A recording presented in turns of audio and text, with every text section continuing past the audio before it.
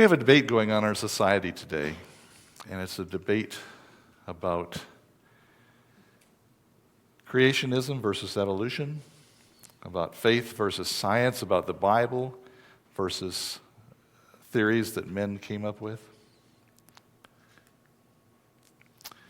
And it's often characterized as pitting science against faith. In other words, that if you have science, you have a firm foundation, and if you have faith, that it's just something you believe because you choose to. That's the way the debate is characterized, but actually everyone lives by faith. The creationist believes the Bible and accepts the Bible as the true story of origins by faith. The evolutionist, on the other hand, has to believe scientists who claim that the universe started in an instant from out of nothing with no underlying cause or purpose, and that life spontaneously arose by pure chance and then evolved over millions of years. So which requires more faith? I think each one requires faith. God tells us in Isaiah 1:18, "Come now, and let us reason together," says the Lord. So God expects us to use our reasoning powers, the reasoning powers that He created us with. And of course, along with this invitation that He gives us to reason together, God also offers us salvation. As the verse in Isaiah 1:18 continues, "Though your sins are as scarlet, they will be white as snow. Though they are red like crimson, they will be like wool." You know, true faith is not blind belief, belief with no evidence, or even belief against the evidence, but is actually belief based on evidence. And God gives us evidence in His Word and also in the world around us. You know, I've concluded that God gives us enough evidence in the world around us so that a reasonable and willing mind can be convinced. But He doesn't give us so much evidence that the decision becomes a no-brainer and that we lose the freedom of the power of choice. I believe He allows things to be ambiguous enough that we have that choice of whether we want to believe His Word or not. Romans 1:20 tells us, "For since the creation of the world, His invisible attributes, His eternal power and divine nature have been clearly seen, being understood through what has been made, so that they are without excuse." Belief in evolution, I believe, can readily fit the category of irrational faith when it comes in the form of stubborn unbelief, despite evidence. Sometimes a belief in evolution can be an act of rebellion, of rejecting God. Of course, you can't blame some people because when they've been told that the Bible teaches that God will take people and burn them eternally forever and ever for stealing a candy bar or something minor, it's hard to love a God like that. But when people are told the truth about God, that yes, if you choose to separate yourself from Him, you will be burned and destroyed, but He will not give you a punishment that does not fit the crime. Even we in our finite ideas of justice know that burning forever and ever in hell is not something that we would consider just, much less something that we would attribute to God. So when people are told the truth about God, it really frees them up to believe in a loving God, the loving God that we know about. The book Christian Education, page 196, tells us, "God is the foundation of everything. All true science is in harmony with His works. All true education leads to obedience to His government. Science opens new wonders to our view. She soars high and explores new depths, but she brings nothing from her research that conflicts with divine revelation. Ignorance may seek to support false views of God by appeals to science, but the book of nature and the written word shed light upon each other. We are thus led to adore the Creator and to have an intelligent trust in His word." This morning, we're going to look at some examples, a number of examples of evidence for creation and for the historicity of the account as written in Genesis. First of all, this science of DNA is something that's really blooming in our world today. We heard recently that A longtime killer in California was discovered because his relatives had sent in DNA evidence. My son sent in a packet with his DNA sample, and they identified, sure enough, a cousin that had also sent in a packet was related to us. Now, we knew that already, but it's helping people discover even more about how our bodies work and how we're all related in one large human family. We can now sequence the DNA of people from around the world. And in comparing the DNA from different people, scientists have found that the DNA on the Y chromosome, on the male side of the house, converges to indicate that we had one common ancestor. There are little differences in different areas of the world, but different people in different areas of the world have different discrepancies in their DNA, different errors in the DNA that have developed over many years. And if you eliminate those small, minor variations, you can actually see what the original would have been, and it comes from one person. You don't have 3, 4, 6, 10 different examples of DNA. On the male side, it came back to one. So all people have a common set of DNA that indicates one common male ancestor. This is something we didn't even know about 50, 100 years ago, but it's something that science is bringing out today. We also find that on the female side, there is DNA that is only passed on from the mother to the child. Mitochondrial DNA are shorter sequences of DNA that are in the outer part of the cell. A cell, of course, comes from the woman, the sperm comes from the man with his DNA, they merge, combine, but the mitochondrial DNA is passed on only from the mother. Now, if you compare mitochondrial DNA for people all around the world, again, different groups have minor errors in certain parts, but if you eliminate the minor errors in tiny pieces of the population, you find that the original strand of mitochondrial DNA that came down on the female side also points back to having one single ancestor on the female side. And even the scientists refer to her as mitochondrial Eve, just like they refer to Y chromosomal Adam. Where did they get those names from? I don't know.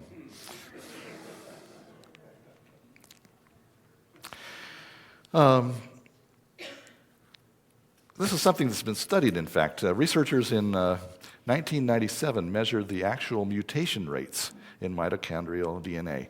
As your cells divide, there are a certain number of errors that occur. In fact, this is actually the reason why you age and die, because more and more errors develop in the DNA as your cells divide. And so eventually there's so many errors that your cells can't function properly, and that's basically the cause of death, that DNA degradation over time. But researchers in 1997 measured actual mutation rates in mitochondrial DNA in people today. They would look at a grandmother, a mother, child, grandchild, so forth, and measure the error rates that they see between different generations. And if you take the number of mutations and divide it by the mutation rate, you can actually calculate the point in time in the past when the DNA started out perfect. In 1997, the researchers did this calculation and found out that the calculation equated to about 6,500 years. Of course, as they quote here, that can't possibly be true because they believe that mitochondrial Eve lived more than 100,000 years ago. So that they're saying, we don't understand this data point, but it points to 6,500 years. And then in a 2008 study of over 800 samples of mitochondrial DNA, researchers found that the quantity of differences in the DNA due to mutations at current mutation rates equate to 6,000 years of mutations. So they're getting closer. They stated that this was obviously wrong, as mitochondrial Eve is supposed to have lived 200,000 years ago. I don't think it's wrong. I think that God places the data there in science so that we can see it and see the truth.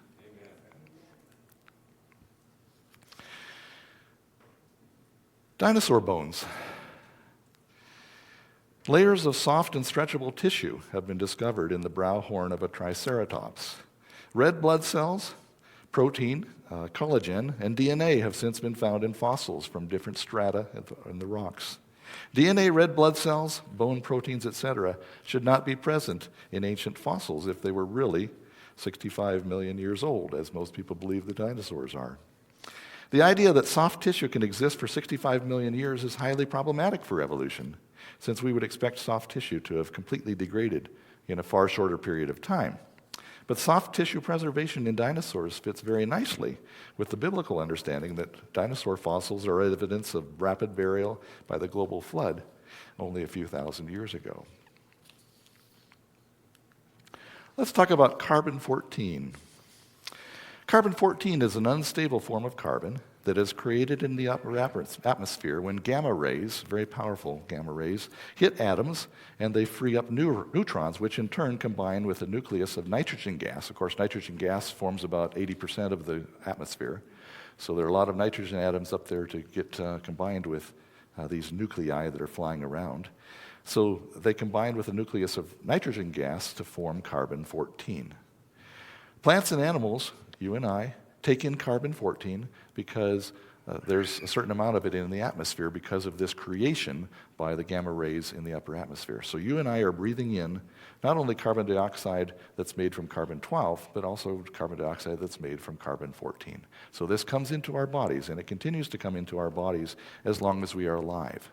Now, when you die, you stop breathing. So you can no longer take carbon-14 into your body. So the amount of carbon-14 that's in your body at the time you die is fixed.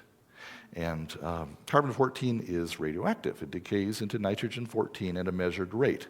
About half of the carbon-14 will decay every 5,730 years. So at 5,730 years, you would have half as much. In another 5,730 years, you'd have a quarter of what you started out with. So by measuring the amount of carbon-14 in something that used to be alive and taking in carbon from the atmosphere, that could be trees, because they take in carbon dioxide and generate oxygen, right? Could be living animals like dinosaurs. By measuring the amount of carbon-14 in something that once lived and comparing it with the amount in living things, that forms the basis of the science of carbon-14 dating. Now, because carbon-14 decays relatively fast, it will all disappear after a period of about 90 to 100,000 years. So after that, all of the carbon-14 atoms will have undergone radioactivity, and they would be down to nitrogen-14 at that point. This is a problem for evolutionists because carbon-14 is found in various places that evolution says it couldn't possibly be.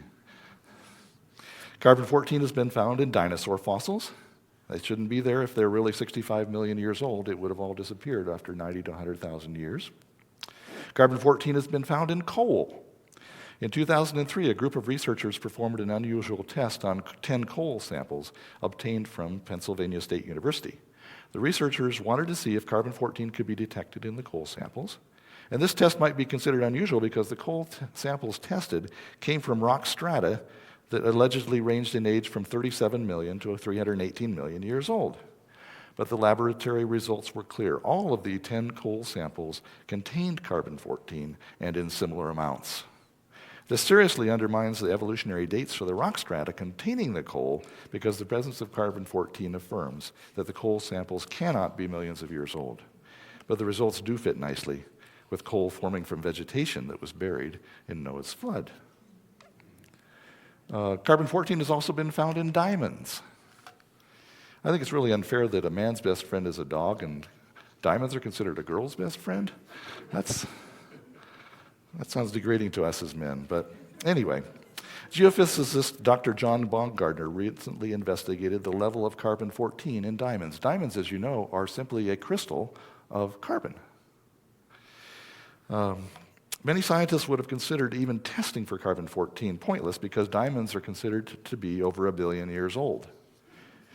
All carbon-14 should have decayed after 90 to 100,000 years, and yet the radiocarbon labs detected significant levels of carbon-14, which suggests that diamonds are much younger. In fact, they're only thousands of years old, not millions of years old. The cell is another area that's getting a lot of attention. We talked about DNA. The cell is a very, very complex thing. Basically, in Charles Darwin's day, microscopes were very crude. If you could see a cell, it was just an anomalous blob, and you couldn't see detail like you can today with DNA and RNA and mitochondrial DNA and so forth. The cell just appeared as a crude blob, and people in that day believed in something called spontaneous generation. Now, Wikipedia describes spontaneous generation as an obsolete body of thought on the ordinary formation of living organisms without descent from similar organisms. Typically, the idea was that certain forms, such as fleas, could arise from inanimate matter, such as dust, or that maggots could arise from dead flesh.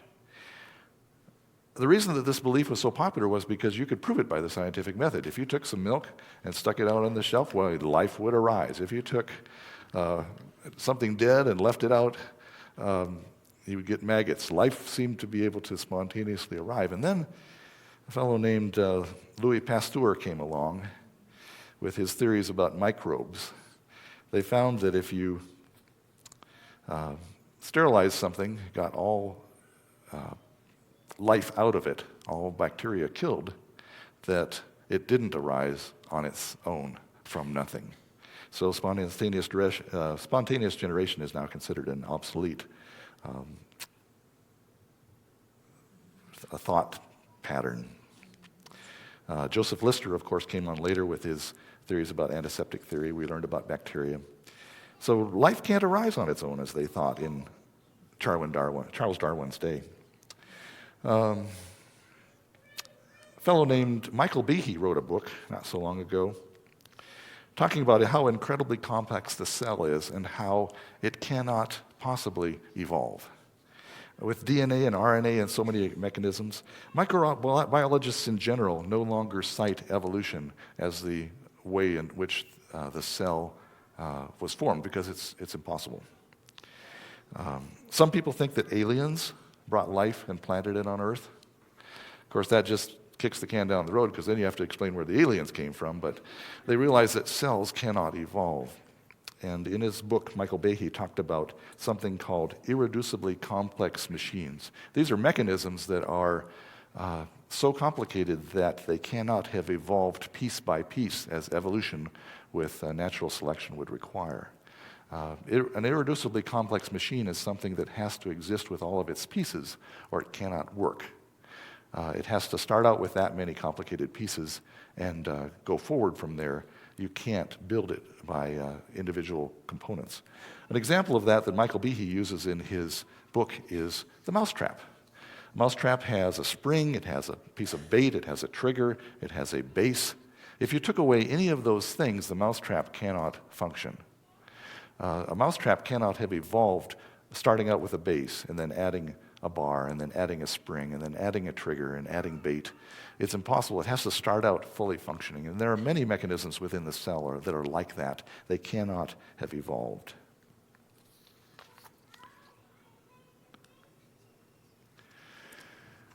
Polonium halos. We've got a lot of granite around here. In fact, if your area is anything like ours, when you sell a house, you have to get a radon test.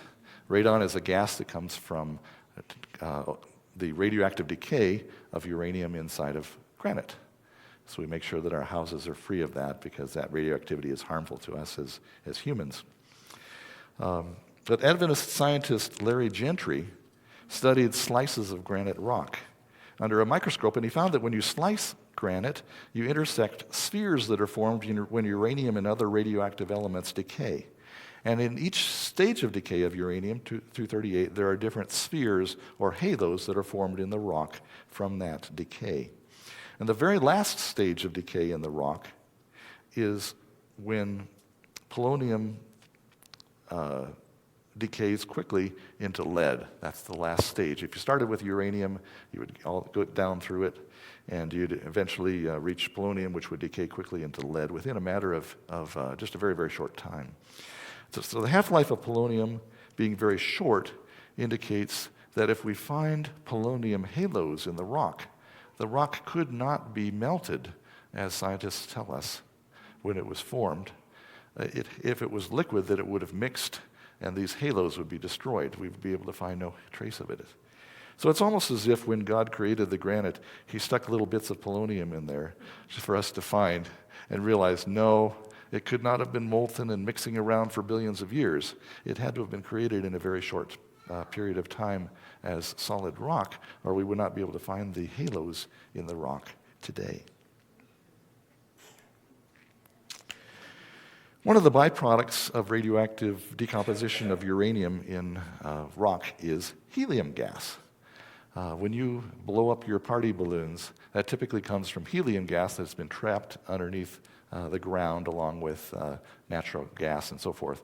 And they take the helium gas that comes from this radioactive decomposition, and then we blow up our balloons with it, and the kids have lots of fun. Well, as you know from the children's balloons, if you buy a rubber balloon, the helium balloon within a day or so starts to get a little bit flabby, and then it starts to fall, and pretty soon it can barely support its own string, and then it's on the ground, and then pretty soon all the helium is gone. And that's because rubber is porous, and the helium can leak out in the gaps. So you spend a little bit more money and you buy a Mylar balloon, and the Mylar has a better plastic container, and it lasts longer, right?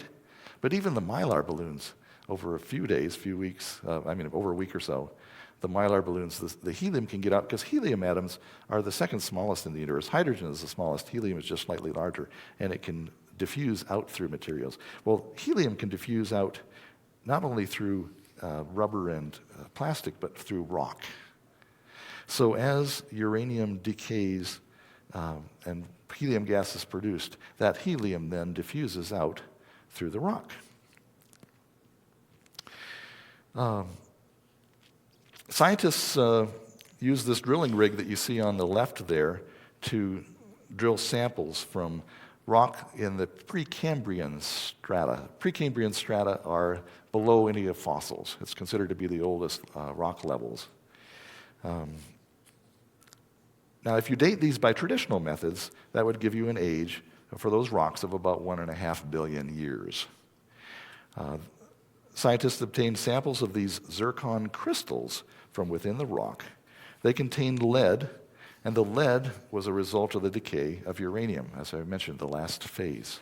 Robert Gentry found that these zircon crystals still contained 58% of the helium gas that was produced by the decay of uranium. So it had not diffused out. And if they were really billions of years old, the helium would likely have diffused out. But no one knew the actual diffusion rate of helium in these crystals. So scientists predicted what the diffusion rates would be if the rocks were really extremely old, and what they would be if the crystals were only 6,000 years old. On the top left, you see the red dots. That's what the diffusion rates would be if the crystals, these zircon crystals, were 6,000 years old. And if they were billions of years old, you see those in the magenta dots at the bottom left. And then they sent the things off to the laboratory to find out the actual diffusion rates. And those are plotted in the blue dots. Now, which curve do you think fits better? 6,000 years or billions of years? And this is a logarithmic scale, so there's a factor of 100,000 between these two different measurement rates. It's almost as if when God created the world, he has the ability to see what will happen in the future. So he knew that evolution was going to come about. So I think he just threw a few things in there to mess them up. And as science, like the polonium crystals, why would you mix in little bits of polonium into the granite when you made it? Well, it's so fun. But it's there.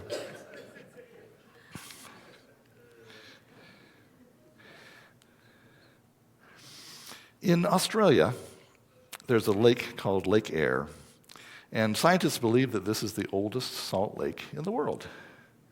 And you can see a picture of it here. In 1984, scientists measured the amount of salt that was accumulated in Lake Eyre, and they calculated the amount of salt found would have taken about 73,000 years to accumulate, assuming that a flood occurred roughly every 50 years. Well, the South Australian National Parks and Wildlife Service, they oversee this area. And in 1991, they made a statement that said that almost all the area of the lake was covered on an average once in 8 years from their observations. So that takes the number down from once in 50 years. That means that that amount of salt could have accumulated in only 12,000 years, okay? And this, of course, has to be an upper limit because the fossil evidence suggests that inland Australia was much wetter in the past, being covered in rainforests during the Tertiary period when the lake was supposedly formed. With flooding every year, as could have occurred in the past, the minimum time for accumulating that amount of salt would be 1,500 years. Evolutionists state the Tertiary period, when they feel this lake was formed, as between 2 and 65 million years ago. And even if Lake Eyre formed 2 million years ago, and we assume floods every 8 years, 99.4% of the salt that we would expect to find is missing from the lake. So somebody must have stole it. Now, if we assume that it's older and take into account the wetter climate of the past, the problem becomes even greater, with up to 99.99% of the expected salt to be missing. The scientists who did the work were puzzled by this discrepancy and could find no explanation for where the salt could have gone. But if only several thousand years have elapsed since the flood of Noah's time, as the Bible implies, then maybe all the salt is still there and nobody stole it. There are some things that we have in our world today that look to us as being very old, but aren't necessarily old. A couple of examples of these are the island of Surtsey and Mount St. Helens. Actually, in the news this week, we found that there's a new mile of coastline off of Hawaii thanks to the lava that flowed into the ocean. So new things are forming all the time. But the island of Surtsey was formed in the year 1963. I was 4 years old, so I didn't know anything about it, but I'm learning about it now. It's intrigued scientists because it looks like landscapes that most people think are much older. According to a New Scientist article, the island has excited geographers who marveled that it had already formed canyons and gullies and other land features that usually, they believed, took tens of thousands or millions of years to form, but they were created in less than a decade. And the biologists have also marveled at how quickly plants, animals, and birds have colonized the island. The Icelandic Institute of Natural History puts it this way: we now have a fully functional ecosystem on Surtsey. Now, if you were to visit Surtsey today, and you were unaware that it was only a little over 50 years old, I wonder how old you might imagine it to be. So the next time you hear someone say that a landscape took millions of years to form, remember the island of Surtsey, because things can look much older than they really are. Unless, of course, they're an Adventist following the health message, then they look much younger than they really are. Mount St. Helens erupted in 1980. I wasn't there at the time, but my wife and I got to go visit this about 9 months after the eruption, and we went too far and got chased back by the police because they were still worried about it being erupting again. But it was amazing to see the ash and the destruction of trees just blown over like matchsticks. On the left, you see the mountain before the eruption, and on the right, the mountain after the eruption. This eruption demonstrated that geologic catastrophe can produce in hours and days geologic features that were previously believed to have taken millions of years. When we see what the volcano did in such a short time, we can better appreciate how the catastrophe of Noah's flood formed the much larger geological features that we find on planet Earth. One of the many surprising results was a 25-foot thick sedimentary deposit exposed in a cliff alongside the North Fork of the Toutle River. It's composed of finely layered sediment. From eyewitness reports, photographs, and monitoring equipment, it is known that this whole deposit formed in just 3 hours, from 9 p.m. to midnight on June 12, 1980. It was deposited from black clouds of fine, hot ash mixed with gas, blasting at high speed from the volcano, a pyroclastic flow. Ash-laden and heavier than air, the flow surged down the side of the volcano and along the river valley at more than 100 miles per hour, hugging the ground and depositing ash. The big surprise was that the sediment deposited into fine layers called laminae. You would expect that a catastrophic high-speed ash flow would churn the fine particles and form a uniform, well-mixed deposit. Thus, it had been conventionally thought that fine layers of dust had to accumulate very slowly, one upon another, over hundreds of years. But Mount St. Helens showed that coarse and fine material automatically separated into thin, distinct levels, thin, distinct bands, demonstrating that such deposits can form very quickly from fast-flowing fluids, liquids, and gases. Since then, laboratory experiments have shown that fine laminae also form quickly in flowing water. This shows how finely layered sandstone deposits in other situations, such as some of the lower land layers in the Grand Canyon, likely formed rapidly, which could have happened within the time scale of Noah's flood. The Mount St. Helens eruption also demonstrated how canyons can be formed much faster and in a different manner than conventionally thought. Ongoing eruptions eroded the thick sediment dumped at the base of the volcano, producing multiple channels and canyons. One such channel was dubbed the Little Grand Canyon because it was about a 1/40th scale model of the real Grand Canyon. Its side walls were up to 140 feet high, its width up to 150 feet, and a small stream of water ran through it. Someone coming across that canyon could easily conclude that it must have been eroded slowly and gradually by the small creek that was now running through the bottom of it over many hundreds or thousands of years. However, the formation of this canyon is documented. It was carved by a mud flow caused after a small eruption of Mount St. Helens melted snow within the crater on March 19, 1982. The mud built up behind debris burst through it and cut the canyon in a single day. So the creek did not cause the canyon caused the creek.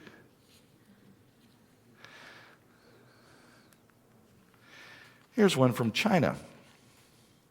In 1986, workers from a brickyard near Guanggan, China, were digging for clay in the countryside when they discovered various pieces of bronze. They contacted the authorities, and archaeologists from Huazi University in Chengdu came and excavated 2 different pits that were filled with outstanding artifacts of the San Xingdui people. From these 2 pits, nearly 1,000 artifacts were recovered, including objects made of jade, bronze, gold, ivory, pottery, marble, and implements made of bone. Roughly 800 artifacts from the pits are bronze, including large and small statues and dozens of life-sized bronze heads, some of which are partially overlaid with gold. Now, the authorities estimate that these had been buried for 2,700 to 4,700 years. The figure on the left here is thought to be that of a high priest, and the sculpture on the right is a sacrificial altar with 4 sides. The archaeologists also recovered pieces of a tall bronze tree, which they cleaned and reassembled. As with most archaeological discoveries, there's little debate about what has been found because you can see it right there. However, there is great debate about the meanings and implications that are attached to the items that you recover. Now, the bronze tree stands 3.95 meters tall. So that's almost 12 feet. I'm sorry, 12 feet, yeah, roughly. Right? It rises almost 3.65 meters from its circular base to the top of its branches. Let's look at that just a little closer. As you look at this, given the dimensions, it's basically a life-sized fruit tree. It's a sculpture of a life-sized fruit tree. Let's look at some more parts of that. We'll look at each of these parts in more detail. Now, if you viewed it from looking above, you would see that the branches radiate outward from a central trunk. Now, when you view it from the side, as we see here, the branches grow out from the trunk in an upward direction. They arch over in a uniform manner, bending down toward the ground. Now, each branch terminates in one piece of fruit, which is cloaked in ornate cast brown leaves. Strikingly, the leaves near the fruit on the majority of these branches are cast in the shape of large, menacing knives. Isn't that interesting? A fruit tree with knives, an armed tree.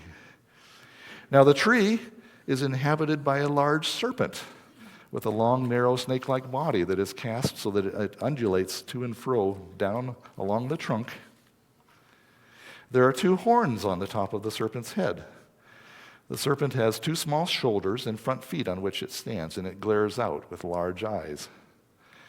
Now, some of the serpent is missing, but the pieces that have been recovered include a tail-like limb that terminates in a long knife, and another short appendage that is cast together with a human hand. The hand is complete with an opposable thumb, anatomically correct rows of knuckles, and detailed fingernails. Now, what does this remind you of? Have you ever heard of any such a thing, a tree with a serpent in it?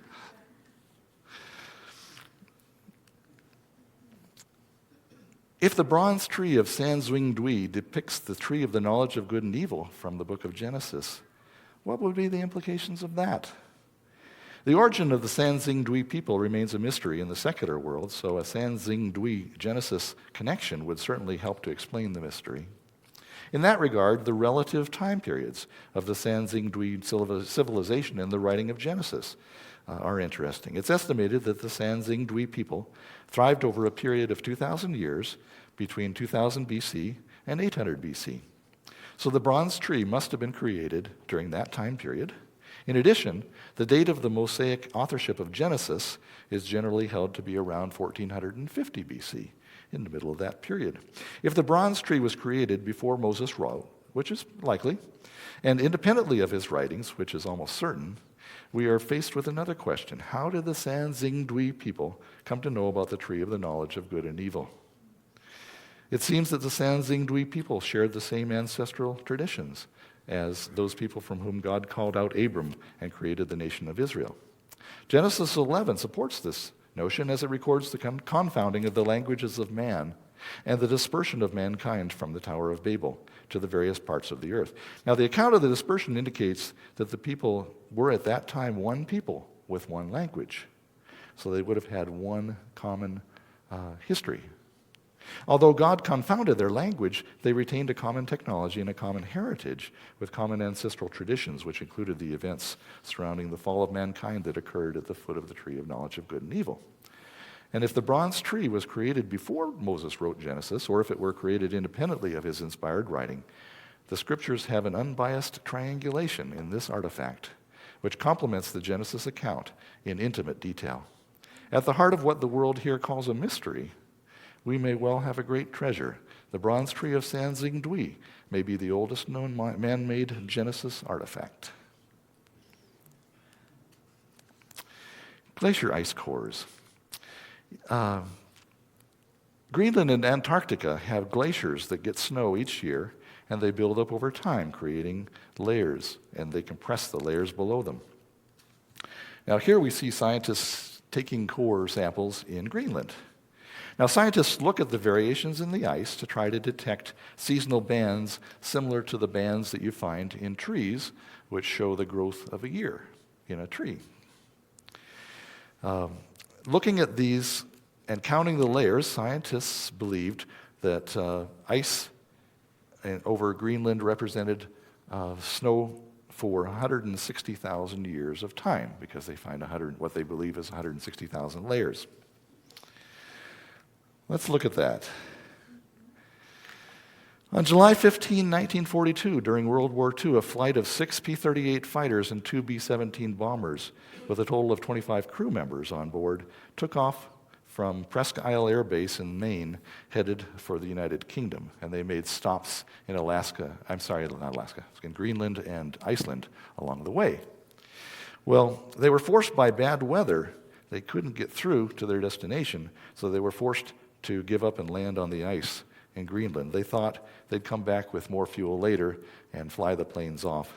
That never happened. They did rescue the crews 9 days later, but the aircraft had to be abandoned on the ice.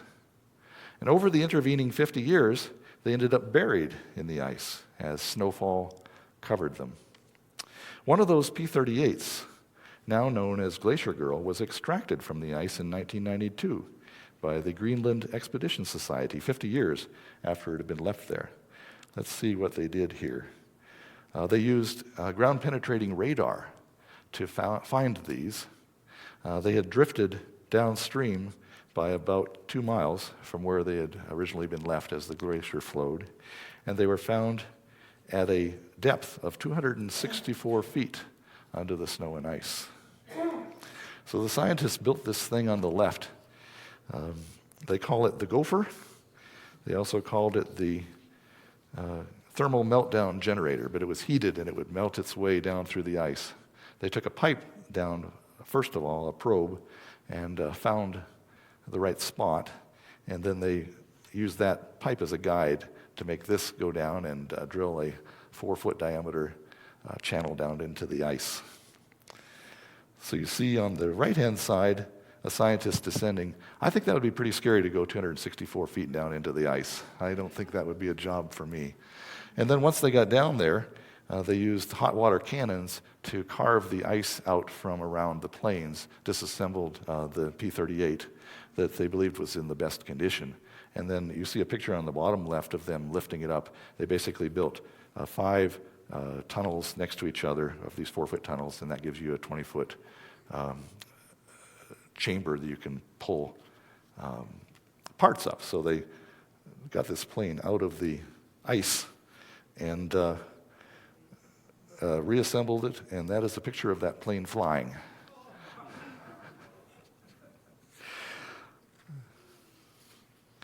Now, of interest to us is the time and depth of the plane. If 264 feet of ice could be formed in only 50 years, what would that say about the time required to deposit the roughly 4,000-foot average depth of the ice sheet over Greenland? Now, while the true picture is more complicated, it's not quite linear, because as the ice gets deeper, it can't compress as well, it has to move out. But it's still clear that the earlier estimates of 160,000 years for ice accumulation is way out of range. If it can go 264 feet, or basically 1/8 of the distance, in 50 years, it didn't take that long for the ice to form. It didn't take 160,000 years. Petrifying objects.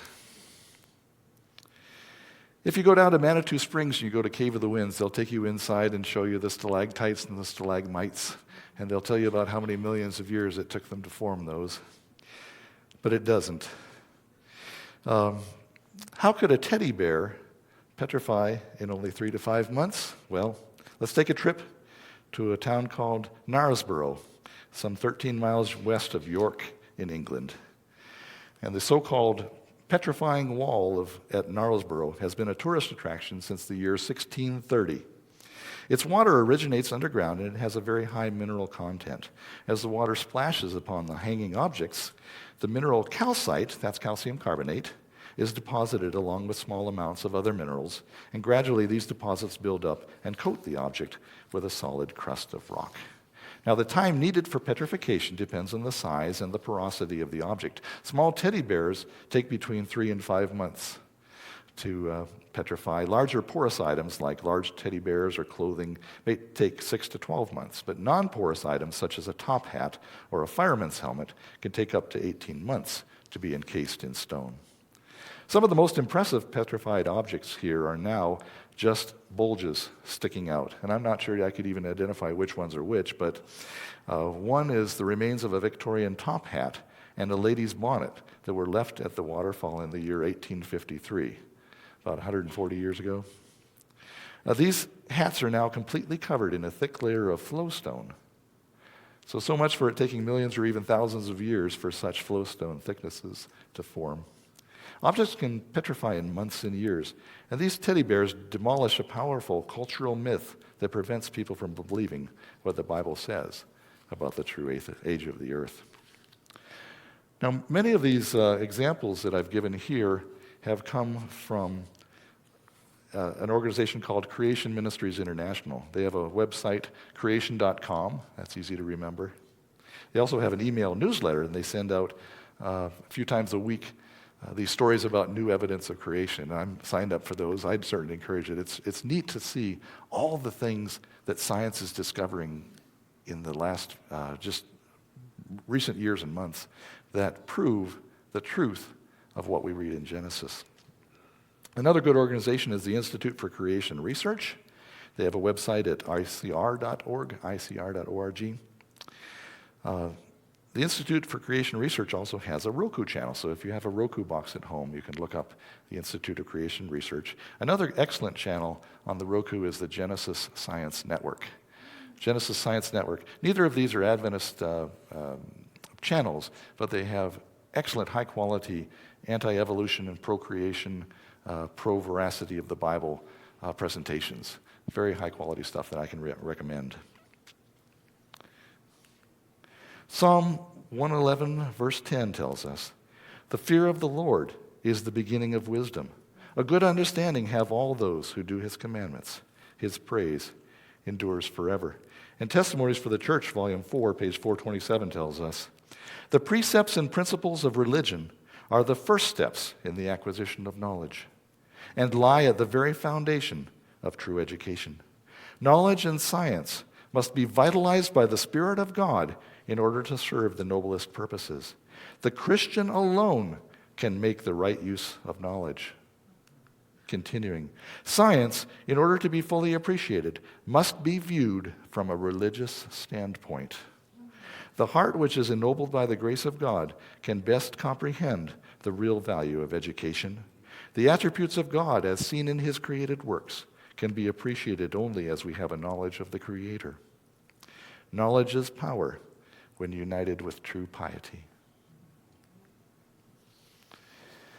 Today we've seen a lot of scientific evidence that supports the truth of the Bible, and as time goes on, more and more evidences come up because the truth is there.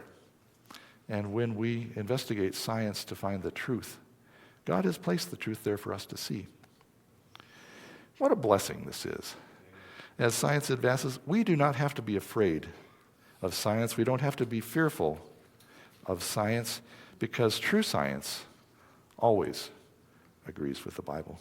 And in fact, belief in the Bible is the very thing that allows us to comprehend and understand true science. Let's open our hymnals now to our closing hymn. Number 92, "This is my Father's World."